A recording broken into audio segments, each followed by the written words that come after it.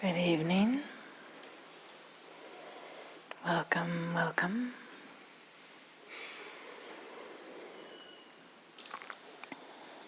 So tonight I'd like to start with a story. It's a Daoist story, but I heard it as, it was attributed to the Zen, as part of a Zen story. And I've also heard the same story in a very secular setting, and here I am telling this story in a mindfulness setting. And there's something about this that I kind of love, that it just points to kind of human capacities or capabilities. Like, it doesn't matter what tradition it's from. It's just pointing to something that's human and that maybe it touches all of us in some kind of way. So, there once upon a time, maybe I'll just emphasize that this is a story. Once upon a time, there was a farmer. Maybe some of you have heard this story. I know I've heard it a number of times. And this farmer, he had a horse which he used to work the fields every day. This was part of how he farmed. And then one day the horse ran away. And there he is. He's left without a horse.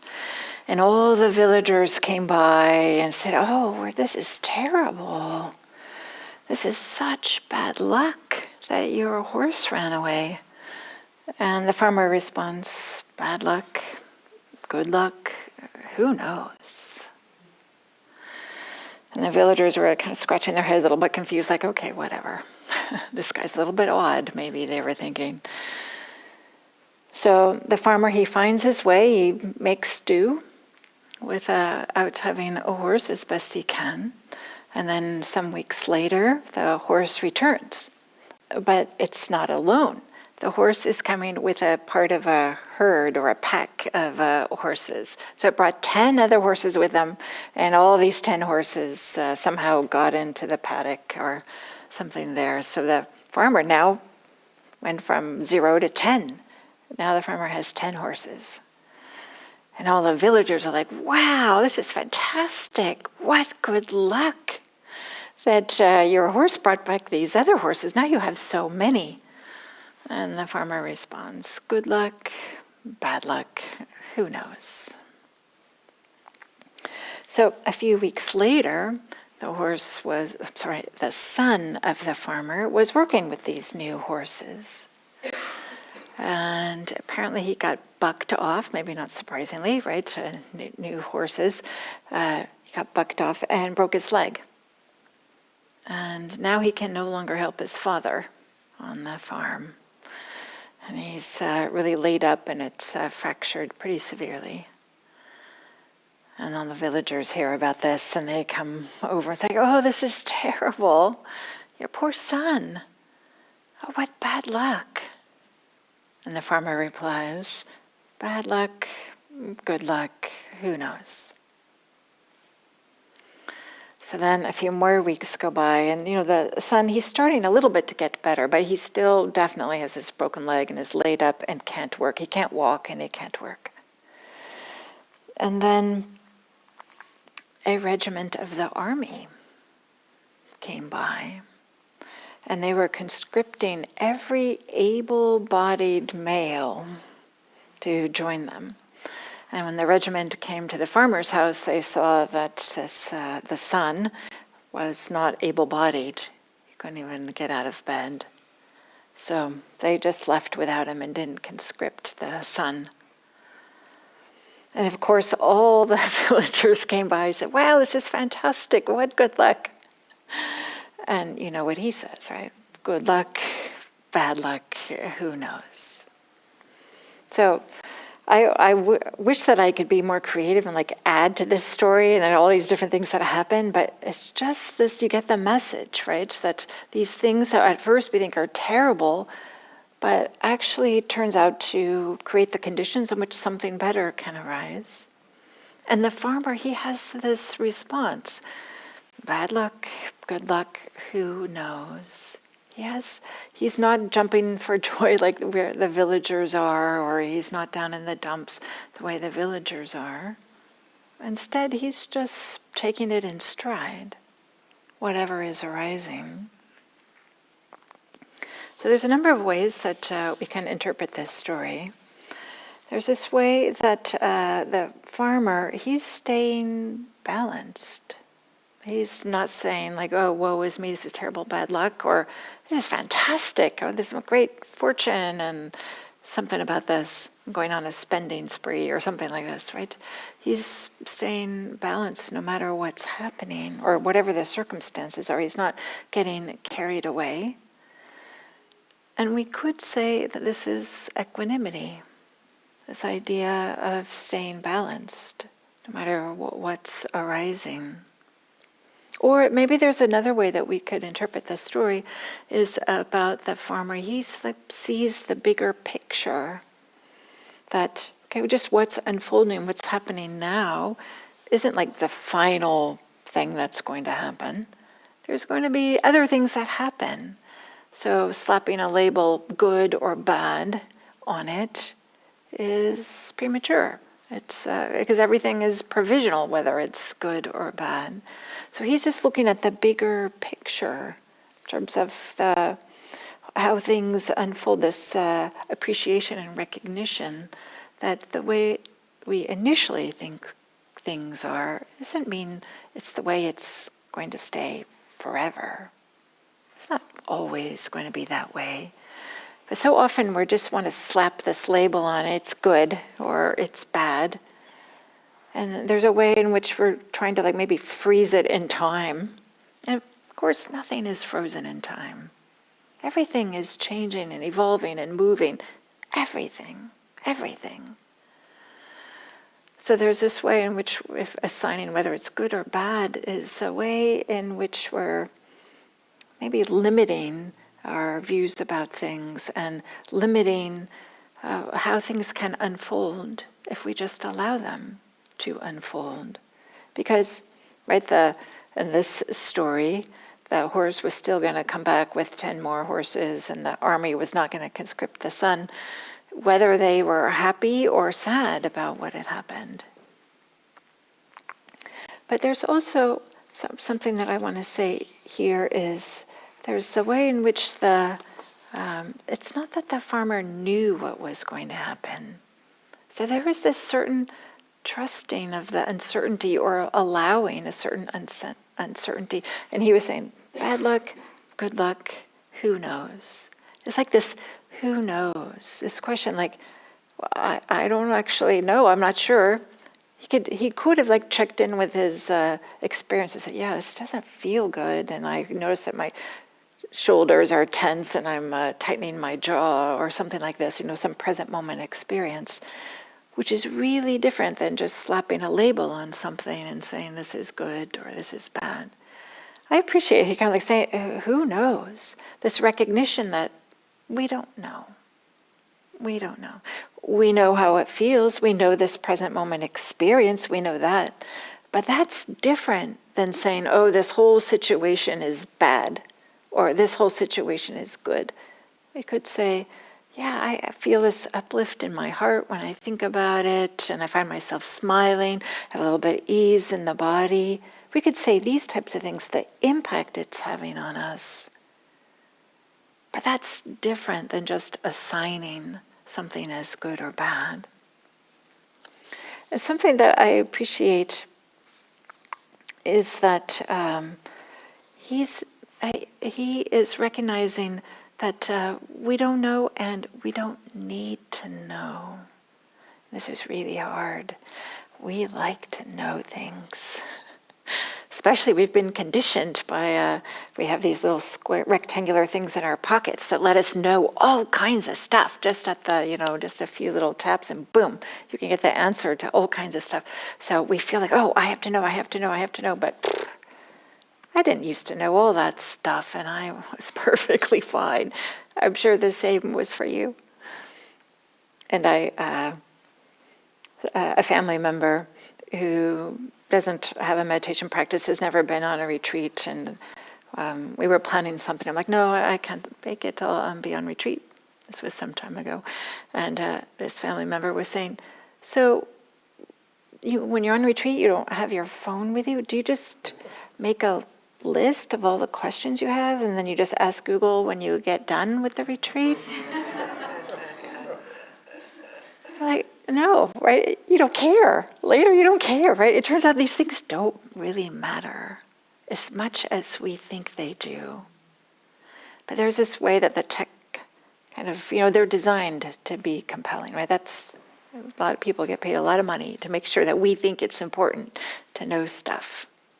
And then maybe I'll just say as an aside, this weekend I was at a restaurant, just, a casual place, and next to us was a table of 7 people, and they all, arrived together and sat down, and I just found this so heartbreaking.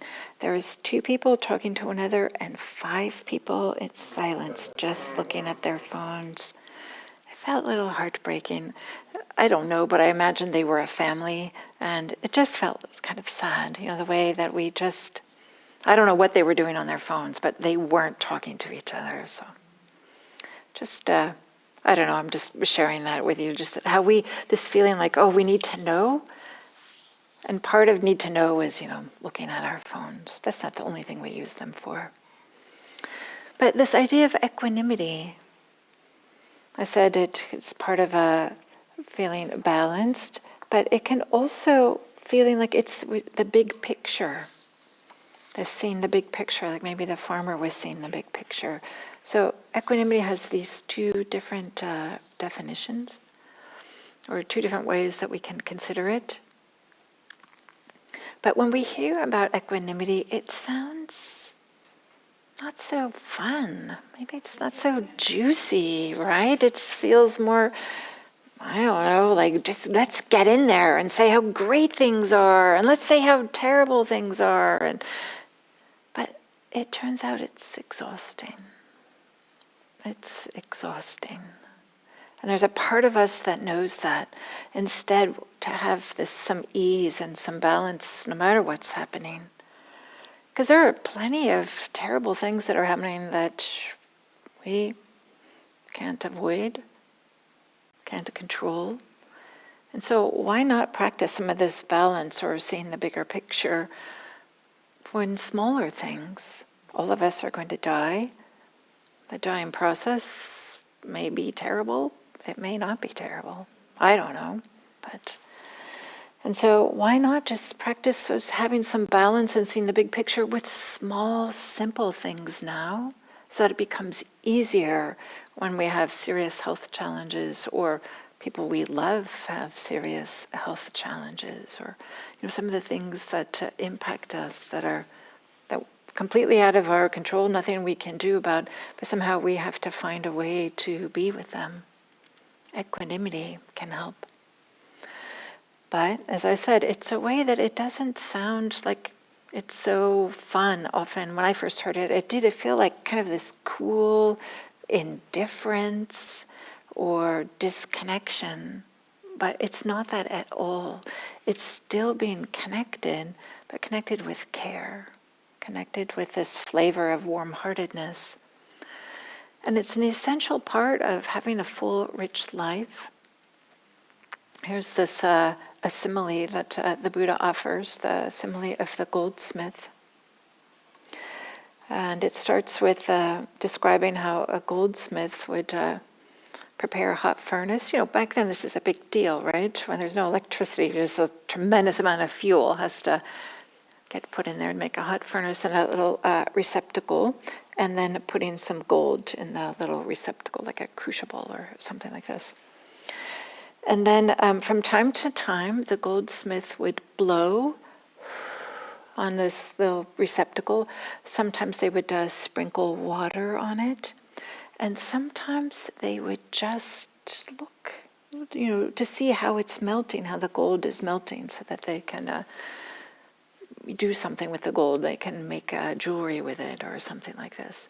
So 3 different things: blowing on it, sprinkling water on it, and looking at it, just looking at it to see what's needed. And we could say that this looking at it is the equanimity. So it's not that we have to all the time be making things hotter, blowing on them. And it's not that we're always trying to cool them down. But sometimes we're just looking. If we were just making them hotter, the gold would just burn up. If we're doing the water, it would just stay cool and wouldn't be malleable in which to make jewelry out of it or something. So this recognition that equanimity is such a powerful way in which we can meet whatever's happening. But sometimes we feel like, it's just passivity and I'm just supposed to turn into an ice cube or something and not be connected to what's happening. But equanimity, and I would say mindfulness as well, helps us to see, should there a little bit of blowing happening? Should there be a little bit more energy? It's kind of what adding the blowing onto the gold. Or sprinkling the water is often said as concentration. This is a way in which, as we concentrate, we kind of get settled. This is like a cooling down. So the heat is in balance with the energy and concentration, and equanimity is what's looking and maybe holding all of it. And then in this simile of the goldsmith, the Buddha ends, he says that, so if the goldsmith would from time to time blow on it, from time to time sprinkle water on it, and from time to time just look on it, then the gold would become purified, bright, unblemished, rid of imperfection, malleable, wieldy, steady, attained to imperturbability. So he has his long list of synonyms, how he's describing the gold. And for me, this is fascinating. I just love it. This is exactly how he describes his mind before awakening, using the exact same words. This being purified, bright, unblemished, rid of imperfection, malleable, wieldy, steady, attained to imperturbability. So it's not like we're just one way doing one thing, but instead we're being sensitive to what's needed. And equanimity allows us to be in balance and to see the bigger picture so that we can see what's needed. So last week I spoke a little bit about equanimity as well. And I talked about, what are some of the supports for equanimity? And last week I talked about this a notion of a sense of well-being being a support for equanimity. And I used this metaphor. It's as if you have a life jacket on, and then you find yourself in stormy waters. If you have a life jacket on, it's a very different experience, and probably you're a little bit more easeful, and maybe could think a little bit more clearly than if you don't. Than if you don't have a life jacket. So that cultivating a sense of well-being is like putting on the life jacket, so that whatever life is bringing you, you can be more buoyant and not maybe falling under the water or the waves or something like this. I'll just say very briefly, last week I talked about this some more, but well-being can include doing some metta practice, some loving-kindness practice, as well as appreciating some of the pleasant experiences that you have in your life, some of the times in which there is some uplift in the heart. We tend to be dismissive of these, but can we just appreciate them? And today I'd like to build on this. What are some other practices that we can do to cultivate equanimity? One is notice the changing nature of experience. Doesn't matter which experience, they're all changing. Just maybe a little bit different time scales, but just notice the changing nature. Can we deliberately tune into one particular aspect of experience Often when I'm giving meditation instructions, I start with inviting people. That's not exactly how I start, but there's a time in which I'm inviting people to just notice the sensations of breathing. And I'm very intentional with this expression, sensations of breathing, which is different than the breath. Just noticing the sensations, right? The chest kind of like expands. There's a little bit of a stretch, and then there's a release of the stretch. Or some people are with the belly, just feeling how the belly moves. Or maybe some people are feeling on the nose how the air is cool and then warm, depending on the inhale or the exhale. And not every single breath is the same. And you can look at the transitions between the inhales and the exhales. But there's a lot of stuff that's changing. And just to tune into that. Oh yeah, wow. I'm here with the breath, but I'm also noticing it's just not one solid, consistent thing. Same thing with sounds. You could do a mindfulness of sounds. Sounds are always changing, getting louder and then getting softer. Whatever the sounds might be, whether it's my voice or sounds of humans in the room making human noises. So is there a way to just tune into this one particular aspect of our experience? We all know, like intellectually, we all know that things change. Like I'm not telling you anything you don't already know. But there's something different about experiencing it, in so many different settings, in so many different situations, and just to be seeing, oh yeah, wow, this is changing, and this is changing, and this is changing, and this is changing, and thoughts, how many thoughts have you had today? Right? Our thoughts are always changing. So this is a practice, what I'm pointing to. It'd be easy to be dismissive, like, oh, I don't need to do that, I know things change. But there's a way of tuning in. Then the mind starts to not hold on so tightly. It starts to maybe loosen its grasp of whatever is being known. And this allows us to have a little bit more steadiness, a little bit more uprightness, and a little bit more balance. Because we start to see that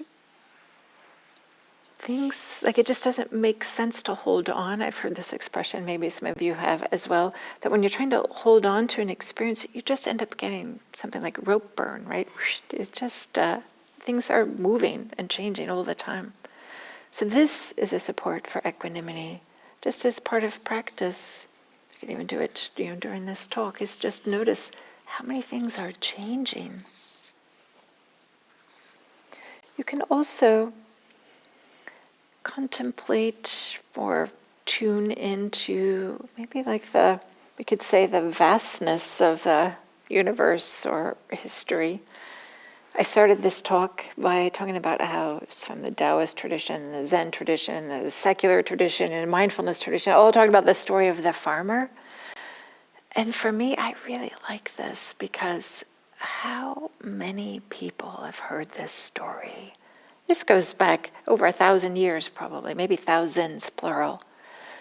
I just love this, to think about, oh, okay, we're hearing this story, it's being interpreted, I'm interpreting it, or you guys will have your own interpretations, and you'll have your own experiences, but it's just one interpretation, one experience of that story.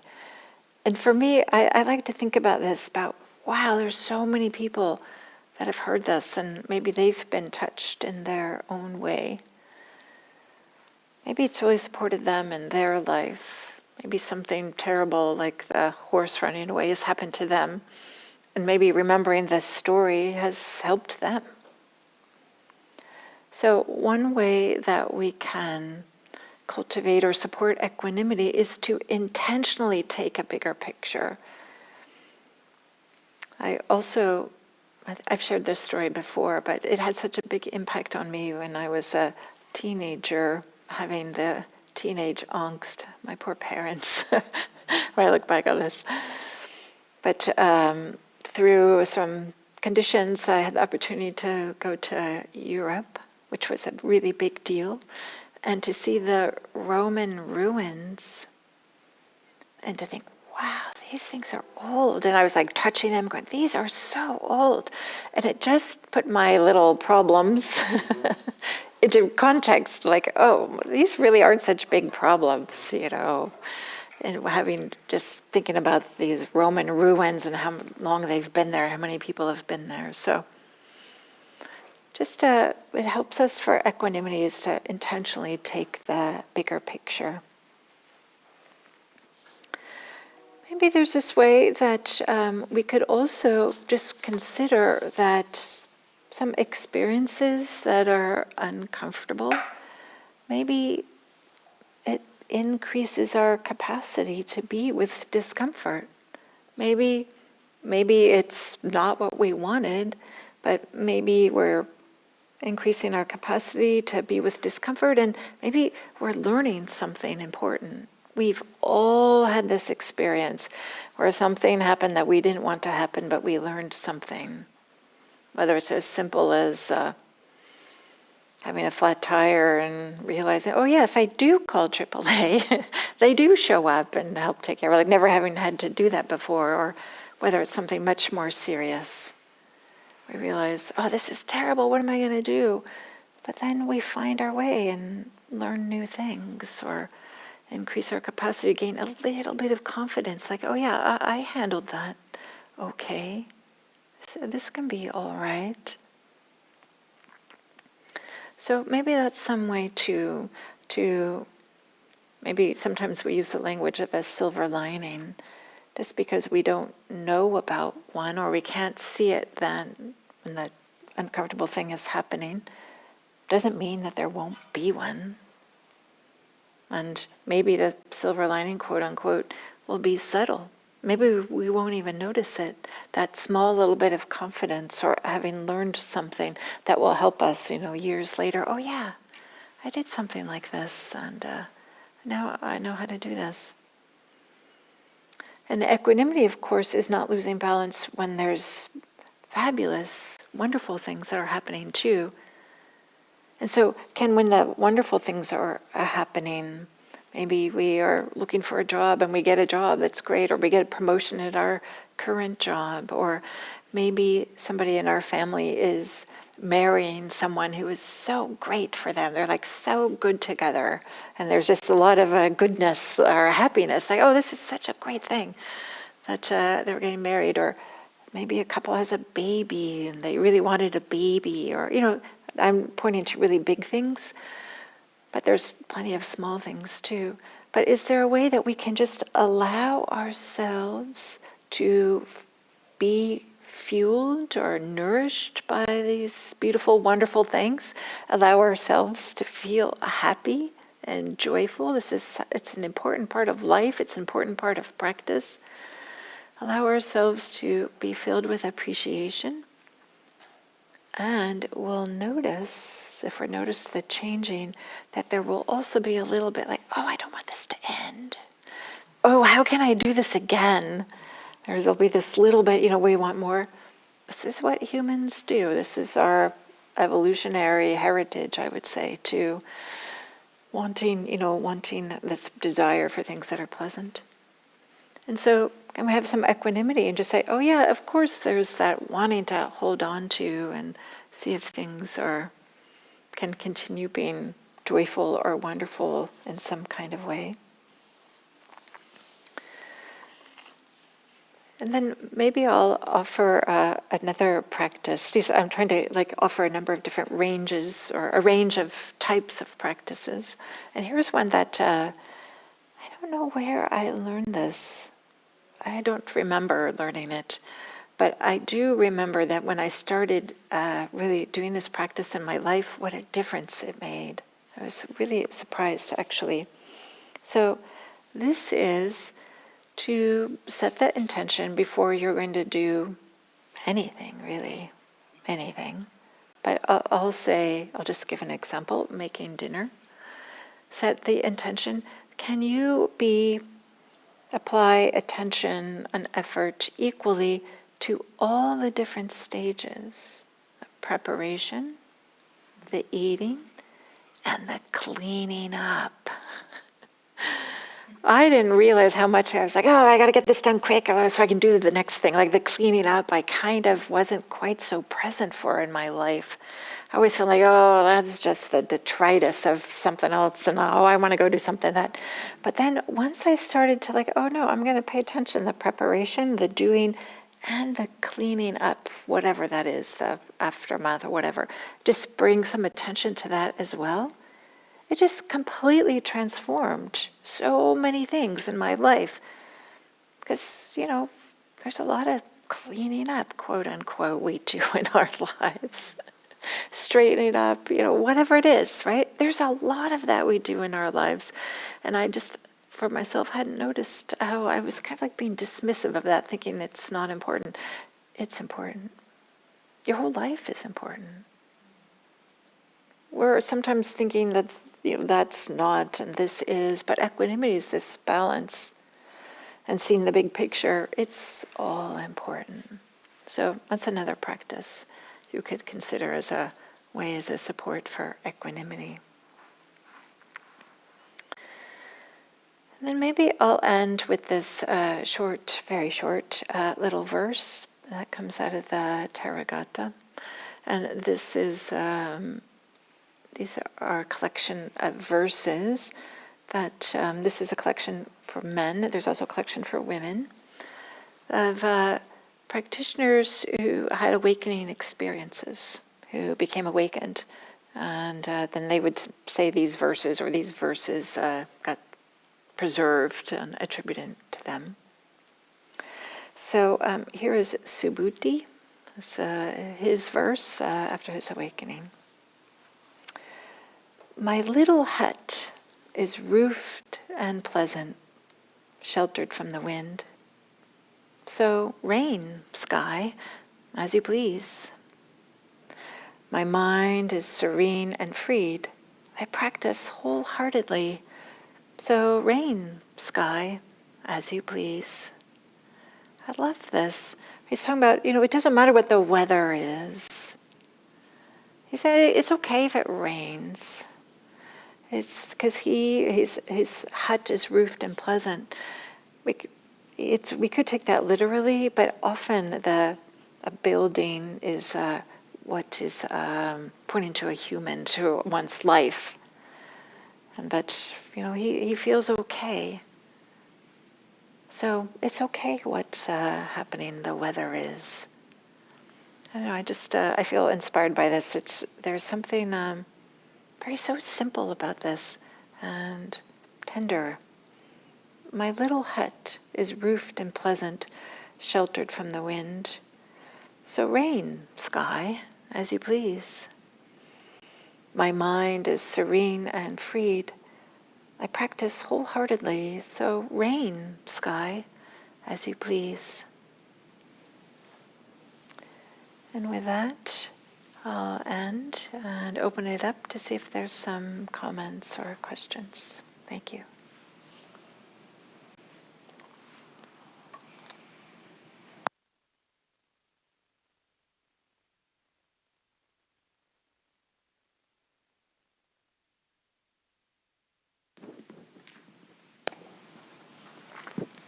Thanks. When you were talking about the gold, looking at it, blowing it, I thought of this person I've been working with for years and how I've changed over those years. And in terms of, I'm not saying I'm equanimous now, but I've certainly changed over years. And probably a factor for me was that wanting her to be different, and wanting the situation to be different, and being very upset with how things were every time wasn't good for me, in my body, and anticipating interacting with her. And it's been gradual, and it's not totally equanimous, but it's certainly shifted. But part of that, you were talking about supports for equanimity or things, I think was the the experience of going, this is really awful. I really want this to be different. And banging my head against the wall and then gradually thinking, she's going to be how she's going to Yes. be. And my more pure intent is supportive for me. So kind of focusing on that and what good I can do in the situation has helped a lot. Plus, I have a support person that has to deal with this difficult person. So like this kind of like supportive sangha. Oh, nice. You Yeah. know, we can talk about our Yeah. experience. Yeah. Trying to control others. Never works. Wanting things to be different. Good Never luck. works, right? But loving and caring works, right? We just to stay there, right? You didn't just say, see ya, and leave, right? You're still there, but with a different stance, with a different maybe relationship to what's happening. And I would say that's exactly what equanimity is about, is a shift in our relationship to what's happening, because we don't get to choose what's happening. Thank you, Lena. Somebody else have a question or comment?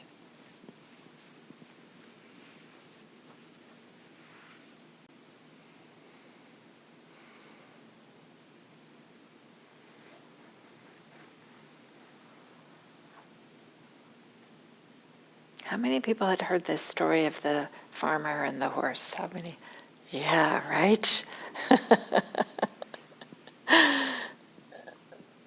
Sometimes I feel like, oh, I don't want to tell these stories that everybody has heard, but I don't know, there's a richness to them. There's a reason why they keep being told again and again.